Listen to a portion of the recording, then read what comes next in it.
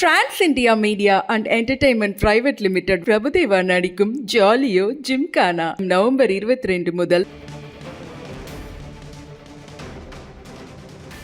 தற்போது கிடைத்துள்ள முக்கிய செய்தி, காலை 10 மணி வரை இடி மின்னலுடன் கூடிய மிதமான மழைக்கு வாய்ப்புள்ளதாக சென்னை வானிலை ஆய்வு மையம் தெரிவித்துள்ளது.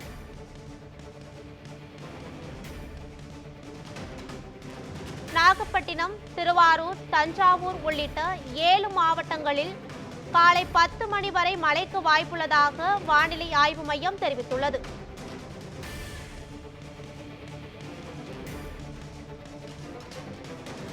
காலை 10 மணி வரை இடி மின்னலுடன் கூடிய மிதமான மழைக்கு வாய்ப்புள்ளதாக சென்னை வானிலை ஆய்வு மையம் தெரிவித்துள்ளது.